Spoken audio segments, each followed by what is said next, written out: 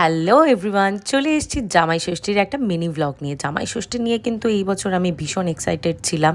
আর এখানে দেখো আমি রেডি হতে বসেছিলাম, তখন তিন্নি চলে এসেছিলো, ও নাকি আমার সাথে রেডি হবে। তো যাই হোক, তারপরে আমি ফাইনালি রেডি হয়ে গেলাম। এইটা হলো আমার লুক, আর আমি আর দীপ কিন্তু আজকে ম্যাচিং ম্যাচিং পরেছিলাম। কেমন লাগছে তোমরা কিন্তু কমেন্ট সেকশনে অবশ্যই জানাবে। তারপর ফাইনালি আমরা বাড়ির উদ্দেশ্যে গিয়ে বাড়িতে পৌঁছে গেলাম। আর বাড়িতে পৌঁছাতে আমাদের বেশ খানিকটা লেট হয়ে গেছিলো। গিয়ে ও একটু গরমের মধ্যে কোল্ড ড্রিঙ্কস খেয়ে নিচ্ছিল। আর তারপরে মা বলল যে অনেকটা বেলা হয়ে গেছে, তাই তোরা কিন্তু এবারে বসে পড়। মা সব সাজিয়ে গুছিয়ে দিল।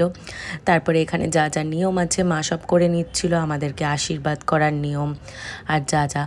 জানো তো, আমি না ছোটোবেলা থেকে কোনো দিনই জামাই ষষ্ঠীতে মামার বাড়ি যাইনি, ফর এ রিজন। আমাদের জামাই ষষ্ঠী সেরকম কোনো দিনই পালন করা হয়নি, তাই এই জামাই ষষ্ঠীটা কিন্তু আমার কাছে আর আমার মায়ের কাছে দুজনের কাছেই ভীষণ স্পেশাল ছিল।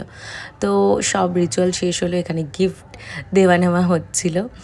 আর তারপরে এখানে ভুড়ি ভোজের পালা। এখানে ছিল ভাত, 5 রকমের ভাজা, স্যালাড, আর তারপরে এই ডালটা আমার আর দীপের দুজনের খুব ফেভারিট। চিংড়ি ছিল, এখানে ভেটকি ছিল, এখানে মাটন ছিল, তারপরে চাটনি ছিল, এখানে পায়েস ছিল, মিষ্টি দই ছিল আর মিষ্টি ছিল। আর তারপরে এখানে আবার স্যালাড ছিল, আর এখানে কোল্ড ড্রিঙ্কস ছিল, এখানে ফল ছিল। দীপ যেহেতু খাবে না তাই গোটাই দিয়েছিল। আর এখানে ছিল স্ন্যাক্স। তো তারপরে আমরা জমিয়ে খেলাম, আর বিকেলবেলা বেরিয়েছিলাম একটু চা খেতে, যেহেতু সূর্য আর ঋষাও গেছিলো বাড়িতে। তো সবার সাথে দেখে একটু চা টা খেয়ে দিল্লি রোডে আড্ডা মেরে আমরা বাড়ি চলে আসলাম। দেখা হবে নেক্সট মিনি ব্লগে। বাই।